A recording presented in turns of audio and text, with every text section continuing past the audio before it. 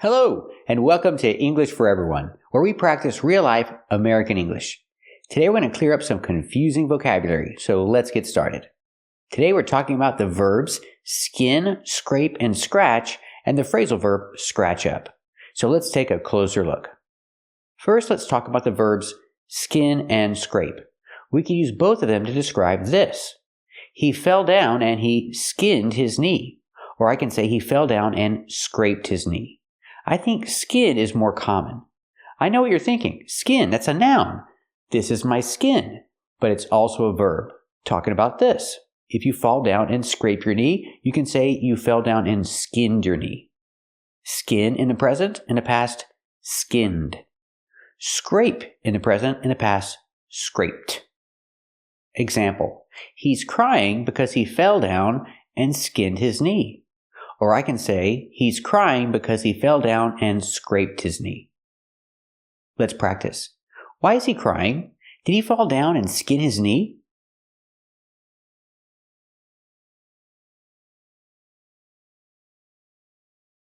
That's right. He's crying because he fell down and skinned his knee. Let's practice with scrape in the past. Scraped. Why is he crying? Did he fall down and scrape his knee?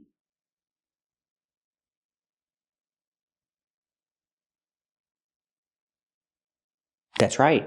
He's crying because he fell down and scraped his knee. Now let's talk more about the verb scrape. This is a scraper, and she's scraping the wall with a scraper. Let's practice. What is this thing called? Is it called a scraper? That's right. It's called a scraper. And what is she doing? Is she scraping the wall with a scraper?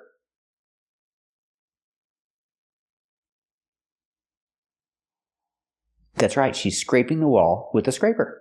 Now let's talk about how the verb scratch is different. She is scratching her arm. You see the lines on her arm? That's scratching. She's scratching her arm because it itches. Remember the verb itch. I itch and you itch, but it itches. Her arm itches. That's why she's scratching it. She's scratching her arm because it itches. When I link the sounds and say it together, it itches, it itches. You hear the T in it pronounced as a fast D. It itches. She's scratching her arm because it itches. Let's practice. Why is she scratching her arm?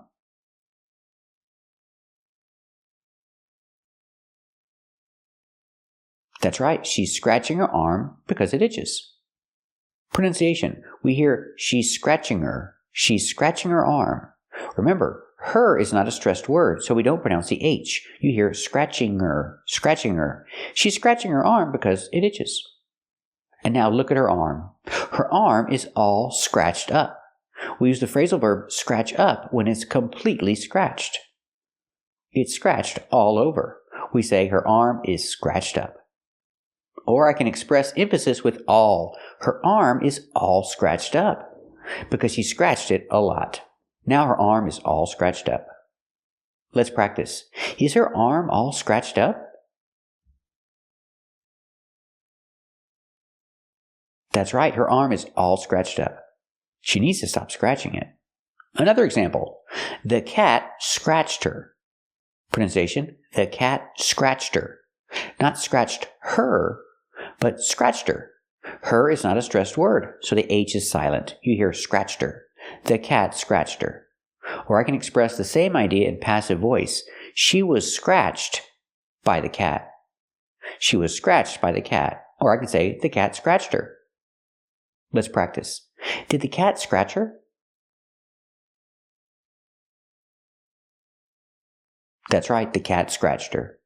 Was she scratched by the cat? That's right, she was scratched by the cat. Now let's talk about these tall buildings. What do we call these tall buildings? Do we call them sky scratchers or skyscrapers? We call them skyscrapers, not sky scratchers. These are called skyscrapers. Tall buildings are called skyscrapers. Let's practice. What do you call these tall buildings? Are they called skyscrapers? That's right, they're called skyscrapers. So remember the difference between these verbs, skin, scrape, and scratch. And also remember the phrasal verb, scratch up, because it's different. Thank you for watching, and keep watching to practice with more confusing vocabulary. Today we're going to learn some confusing vocabulary, so let's get started. Today we're talking about this word, shed. It can be a noun and it can be a verb. First, let's talk about the noun. A shed. It's a countable noun, so we have to use the article a. A shed. This is a shed. It's like a little house used for storage. You store things in a shed. Example, this is a shed, and I store my lawnmower in the shed. If I speak in general, I say this is a shed. But if I talk about my specific shed, I use the article the. I store things in the shed, or I store things in my shed. I store my lawnmower in the shed, and I keep my tools in the shed too. Let's practice. Do you keep your lawnmower in the shed? Very good. And what about your tools? Do you keep your tools in the shed too? Very good. Now let's talk about the verb shed. What does it mean? It means to give off. For example, a snake can shed its skin. The skin comes off. That's shed, the verb. Let's practice. Do snakes shed their skin? That's right. Snakes shed their skin. Another example, dogs and cats, they shed too. They shed their hair or they shed their fur. But you don't have to say hair and you don't have to say fur. You can just say shed. Cats shed and dogs shed. My cat sheds all over my couch. It's not a good thing. But it happens. Let's practice. Do cats shed? That's right, cats shed. And right now, is the cat shedding? That's right, the cat is shedding. You can also shed tears. It's the same idea. You're giving off tears. They're coming out of your body. You can shed tears. Example, he didn't cry at all. He didn't shed a tear. Let's practice. Did he cry at all? Did he shed a tear? That's right, he didn't shed a tear.